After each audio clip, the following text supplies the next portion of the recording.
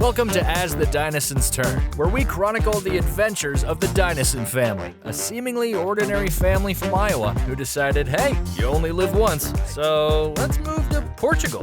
And now your hosts, Jason and Tracy Dinesen. All right, welcome to another episode of As the Dinesens Turn, our first in a few weeks. We've had a few things going on, haven't we? It's been a little bit busy. It's a little crazy. I think our last podcast, you were getting ready to go to the surgeon for your 1 week appointment to have your stitches removed, I think was what our last podcast was left off at. And since then, you've had an even bigger surgery than your gallbladder surgery. Oh, yeah. And we've been to Florida. Well, First we were in Florida, and then you had your big surgery. Absolutely. I mean, it's been quite the whirlwind adventure, I guess. So let's talk about Florida, and then we'll give everybody an update. So I had to go to a conference that I go to every year in Florida, where I'm a presenter at a 2.5-day conference all about accounts payable and accounts receivable professionals and helping them out. And I teach extensively on 1099s. You are the 1099 guru, aren't you? I'm sure people are... There's no live stream or anything of these sessions. I'm sure people are disappointed in that because I'm sure that everybody would love to listen or watch those sessions. Mm-hmm. I will say those sessions are well received by the people who care about those things. Well, when you need to learn something that's complicated and you have a lot of questions because you want to make sure you're doing it right, because it could have a lot of dire implications for your corporation, I think it makes sense to talk to somebody who knows what they're doing. This is why people hire people like you. So that's right. Yeah. So we were at one of the resort hotels at Universal this year. Last year it was on the Disney property. And see, I had always told people it's the same park, just a different side of it or whatever. But it's like two different parks and they're like 10 miles away from each other. So anyway, we were at Universal this time. Yeah. And I have to say, I really enjoyed a lot of things about moving to Universal. One, the hotel was much nicer and more updated. The conference space was also much better. We still took a boat, so the kids were excited about that. Take a boat to get to the park kinds of places. But I also feel like our boys, now that they're older, are more into things that are related to Universal Studios than they are to Disney. Yeah, I think so too. I think that if Jack were younger, like if we had started doing this like when Jack was like in early middle school, later elementary, then Disney would have been the bomb. And I think that we still want to go and check out, because we didn't get to Magic Kingdom in Disney World. So I know that that's on the must-do list for multiple reasons. But Universal is very exciting. We had a great time. I couldn't ride as many rides as I really wanted to. Because I had limitations. So Tyler and I are making big plans to just do every single roller coaster we can get our hands on. Although he is really like, if it goes upside down, he says he's out. So, but what I really appreciated about the Universal was that I feel like there were a lot more interactive rides than the rides we went on at Disney. And maybe it's just what we chose. And I also really liked the simulations and the actual live movie effects with virtual combination of things. And so that was a lot of fun. I feel like the boys really got into that, and we all did, and we can kind of like enjoy it. Next year, Universal again. But the big thing will be, there'll be even more. So we were there right before Epic Universe opened, which has Super Nintendo World and everything. And that is open now. And so that is definitely on we will be doing that next year. So that will be happening. And then the other thing I've decided we need to do, I hope you're ready for this, is in 2026, Disney World Paris is opening a whole frozen area, like a whole new additional part of the park. And every one of my students talks about how much fun they had at Disney World Paris. Now, even like the 15, 16-year-olds were like, it was so much fun. I had a great time. So I'm curious to see what that is like. So 2026 might be the year of parks. We might just do all types of things. Like, who knows? But I really love going to this conference. A lot of my conferences, when the kids were little, like none of them were in Orlando. There were never any place where it was like, yes, let's get everybody and we can go and it'll be great. It was never like that. Like I don't know, maybe I just wasn't in the cool kids conferences, but it just never worked out that way.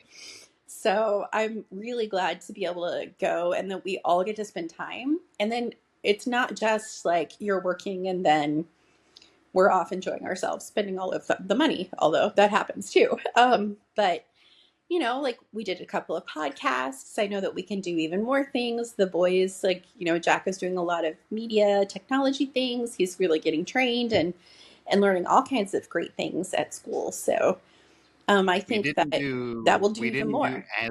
We didn't do As the Dinesens Turn. I have so much video content on my phone that we just have to see if we can pull together. I know it's horrible. I have so much video content. I'm going to pull one together because I do feel like we have to do one about donuts. That was the theme of this trip. It was all about the donuts because Tyler's obsessed with donuts. I too like myself some fat and sugar that's been deep fried. So it's a very good thing that we tried all different kinds of donuts just to compare them all. So we really have some good rankings there. So I think that's the one thing we have to pull together. But I was just so geeked out about Harry Potter. But it got so hot that I couldn't even like concentrate enough to do any of the spells that I really wanted to do. So I'm looking forward to that next year. I'm going to have to get better at this whole heat sensitivity thing. I don't know if anybody who listens to our podcast lives in Florida, like how the heck do you do this? Because that's insane. Like we live someplace like right now, it's like 75, 80. I'm totally good. But you've got your air conditioning on in your office. It's like an ice box in there. So like, it's crazy. Like like once it hits above 85, I'm done. Like, it's just too much. It's just too much. So I don't know. I don't think that there's any secret to it. Go in the morning and maybe go back in the evening, but afternoon, I felt this last year at Disney. It's like you're walking into the gates of hell or something. And I mean, in part because Disney is neat to go to, but it kind of represents a lot of things that I rejected in life, like the big corporate stuff. And here, buy this $30 bottle of water and a $50 baseball hat and all of that. It's I will say, so there were things about Universal I liked more that were related to that. Like one, you could bring in a water bottle and you had fill-up stations anywhere, free water. That way it was perfectly fine. It was really cold water. It was like good because it was coming from the Coca-Cola Freestyles. Now then, that said, the Coca-Cola Freestyles made me very happy. I got my Diet Coke fixed because we don't have Diet Coke here. So that was a big thing. But at the same time, it was more expensive. So because you had to buy like for every day, so you had to purchase for every day and you had to refill everywhere. And then I think so that was a difference. Food felt like it was much better at Universal than it was at Disney. And I don't know if it's just because of the choices we made or we were also much better prepared. The first time we went to Disney, that was the first time we'd ever been to a park like this. It was overwhelming. Like it was just too much to know. And like Tyler is like the consummate planner. And so for months we were watching every YouTube video you could find about Universal Studios. All the rides, all of the food, all the things you need to know. I also now know everything about Epic Universe. And I have a whole nother year to be prepared. So he is just like into it. This was like his heaven, you know? And so I think that that was another thing. There were a lot more characters and a lot more franchises that people were really excited about. So that was good. I loved going on the ET ride because that brought me back to like when my friends would go and I'd be a little bit jealous and it just opened and I really wanted to go. But okay, we didn't make it to Kong. So, because it just got too hot and we were just like done. So we still have things that like we need to go back and do. But I don't know. I really do feel like there are people who like live for this. Like every single year their vacation is always this. And so I'm like, I feel like I need some insight. Also, wow, food's expensive. Like it was just like crazy. It's just like you just have to know you're going to be spending almost as much money on food as you spent on your tickets. Just like it's crazy. So they took away the meal plan. So that made it a little more difficult. I don't know. We'll see if any of that comes back. But I'm really hopeful that next year we'll get to do a lot more fun things like at the park, the things we didn't get to do. And I can just continue my Harry Potter geekdom because I have a wand that is every part compatible. And yes, I'm going to do it all because I shall be a magician. I will be a wizard. So that was like the best part, honestly. Like I literally cried a couple of times because I was just so overwhelmed because like, oh my God, it's Harry Potter. I was like, oh, it was a little too much. Yeah. I like the Simpsons world was my favorite, and the Simpsons roller coaster ride. Oh my God. Okay, but that's like you and Tyler's like sense of humor is The Simpsons, like totally. And so you guys had like the best time.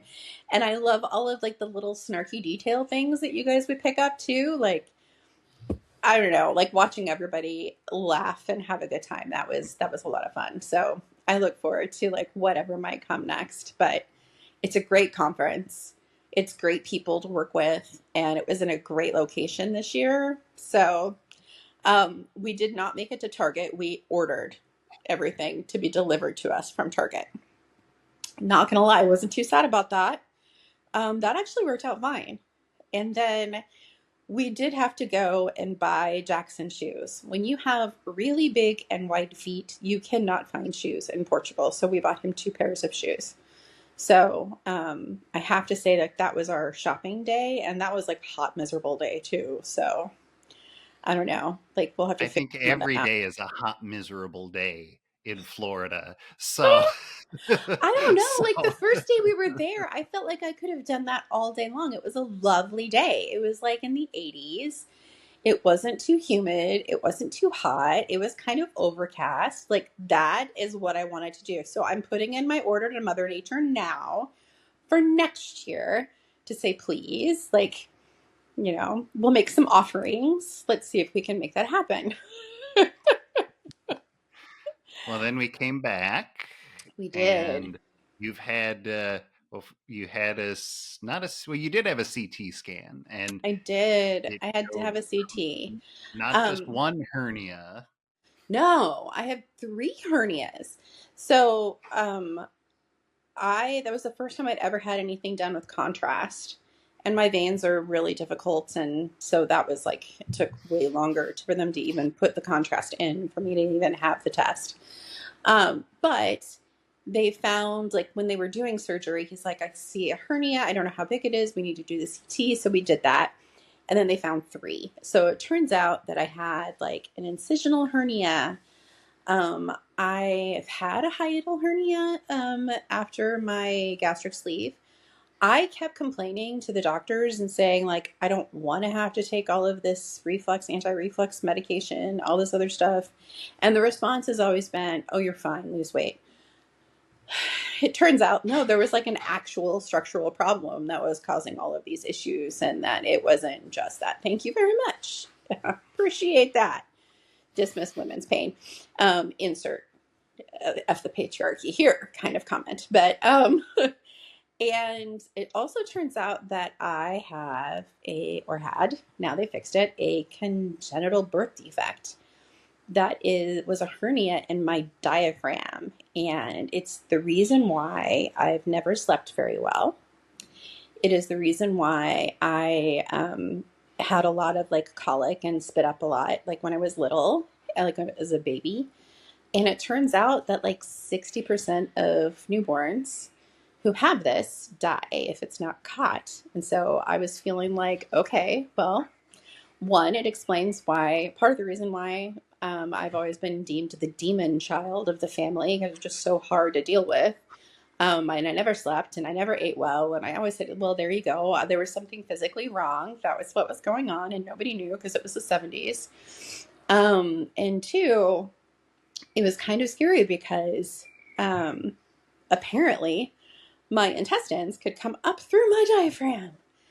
And it's also part of the reason why I can never get like a full breath. Like that part of my lungs, the lower part of my lungs have like never been able to be accessed because my diaphragm hasn't functioned properly like my whole life.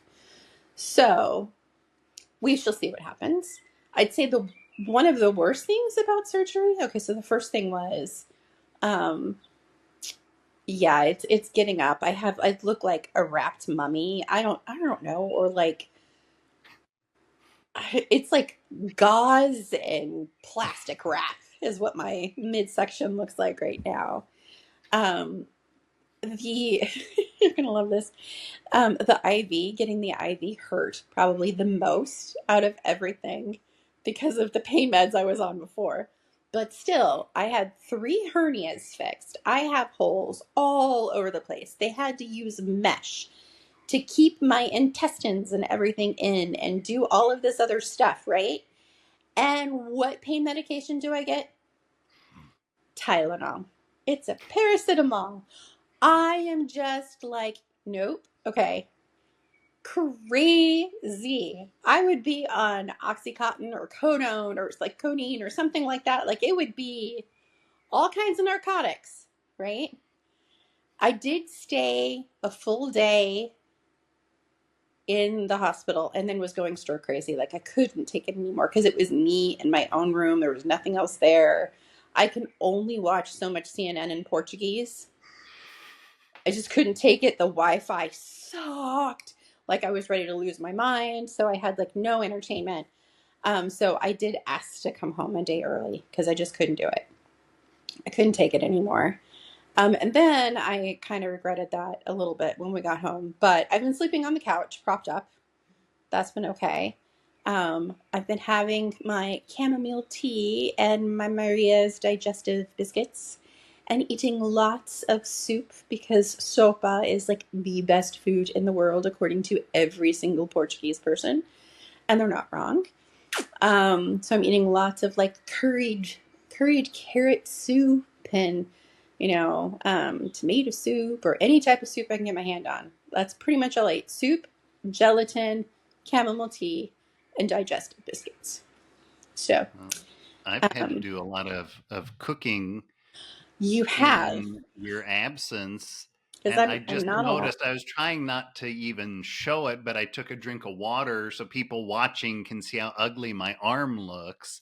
You did If that you're, the night I was in the hospital. yeah, if you're Mm-hmm. just listening to the audio, you can't see the big red splotches all over my forearm where I was making hamburgers on the stove and the hamburger grease got me in multiple places on my Yeah. forearm. So I So it's come back another and reason why we all have our strengths and our weaknesses. And those of us who are weaker at cooking shouldn't be expected to do it. We should be doing other things, while those whose strength is cooking do the cooking. and it just highlights what a weakness this is when you have to do it and it's one evening and one evening you've burned yourself to the point that I'm like, oh my god, and you've got like blisters and things. So like it was a lot. It was a lot. um the boys are glad that I'm home. I'm glad that I'm home. I don't know, I think you're glad that I'm home because I'm actually like cooking something now. Like I'm not doing dishes or crazy things, like I'm not doing big meals and stuff, but something at least. um, I don't know. I'd say that I'm hopeful that then all of this additional trauma from the physical burnout of everything and the hernias and all these things that have been there and brewing since like birth in some cases in 2017, 2018. All of that kind of stuff is now taken care of, just trying to get all of that trauma out of my body.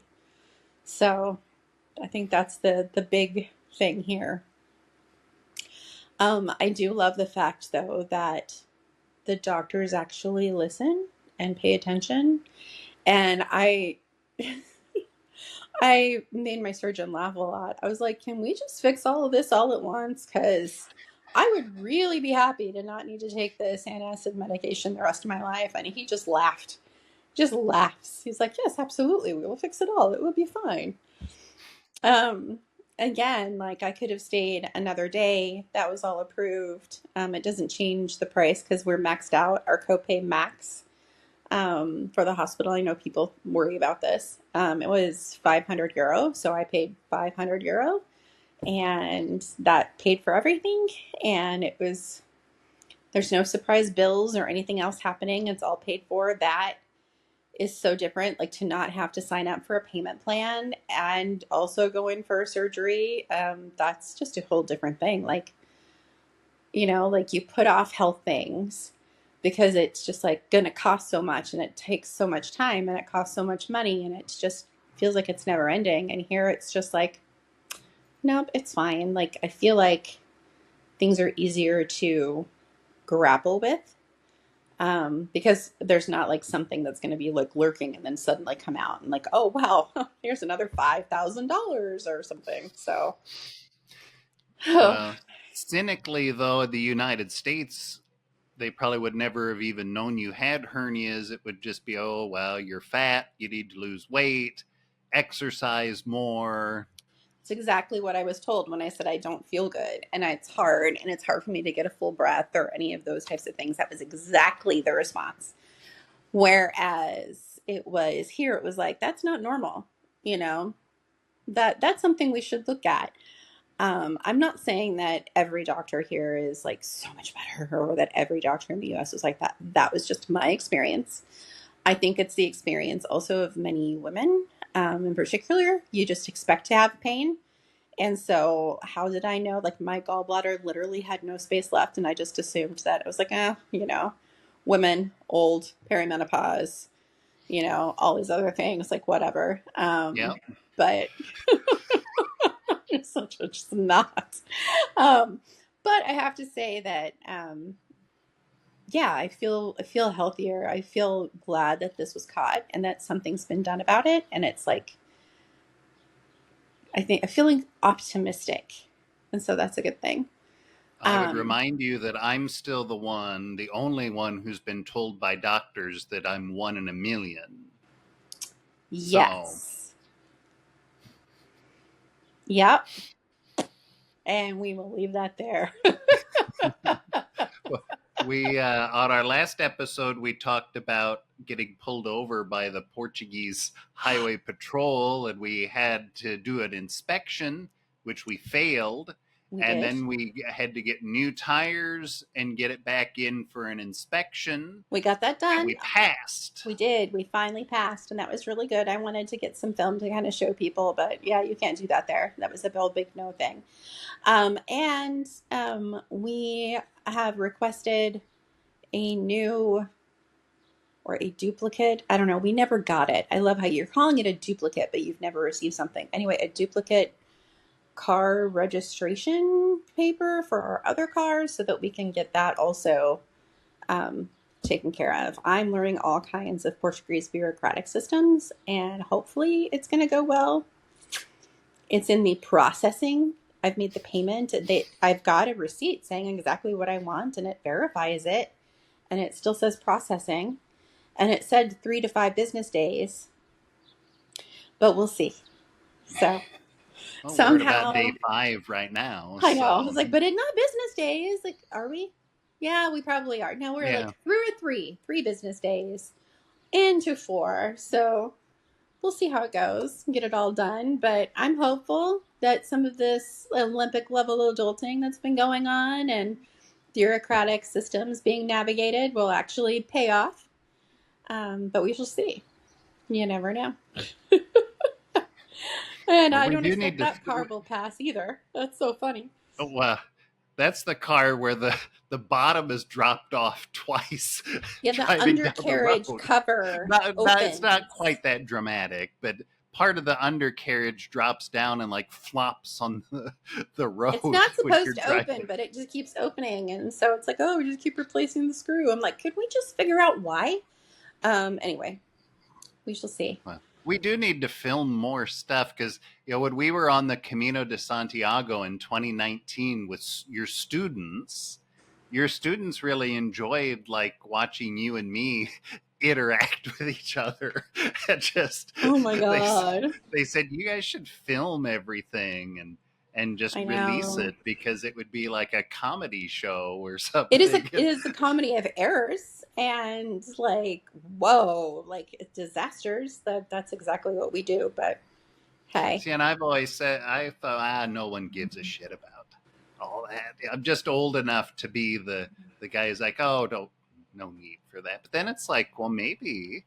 I I mean, don't know. we look at stuff on social. People have moved to Portugal, and it's Me like, hey too. guys, I'm at the grocery store, and look, they have bags you could put your groceries in, and it's like they get thousands of views, and it's like, why do they get thousands of views for this kind of nonsense and we get like 5 views on our podcast? I don't know. I have to say, like, part of me is like, yeah, let's like, go ahead and see about investing some time in that. And the other part of me is like, they'll either find us or they won't. We started this not like because we wanted our friends and family to know how things were going and what we were up to and what our adventures were. Not so much of like, yay, kind of look at this crazy Americanized narrow view of what my life here is like. And I have no problem showing you those things in Portugal.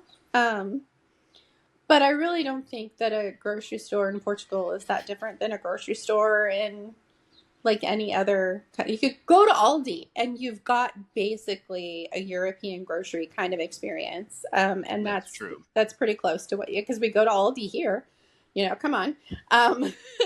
So, I mean, it's not as good as Mercadona, but it's okay. I don't know. I think that you're right. I'd also, though, like a lot of the things that we're working on, I'm not sure if our resources are best spent there. Like I think that we have a lot of really interesting things going on. I've been working on some pottery branding and launching and all of that kind of stuff. And so I think that this next year, there'll be a lot of great things that'll be coming out. Creative and helping people get a little bit of the magic and soul healing that we're finding here. I think that's my hope. But yeah, I don't know. I think that we'll see what happens. The other part of me is so Gen X where I'm like, oh my God, look, somebody is already taking picture of XYZ and posting about everything about their life and putting it out online. And what about, safety or any of those other things? So I'm a little anti-establishment when it comes to that kind of stuff, but I don't know. We'll see what happens. Like maybe I'll find a way. I don't know. Yeah, We I think are that's part going of to our issue. do, Yeah. if I ever have time, I'm going to do Jason in Portugal. Yeah, you Adventures navigating of Portugal is fantastic. a Like I love middle-aged it. the middle-aged white man from Iowa trying to survive in Portugal. I saw someone post on Facebook today that they were in line at the Lisbon airport. Now, this was someone with a Portuguese passport, Oh, I saw this. but apparently they don't speak good Portuguese.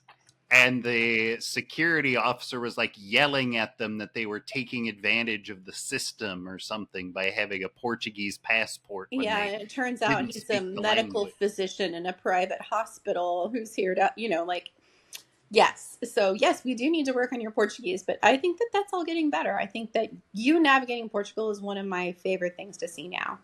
You are so much more confident. Like, even just driving the car and all of those things, too, and like navigating around, like, it's not easy, but I see that. I like, you have to admit that sometimes driving a manual transmission feels like you're driving a race car.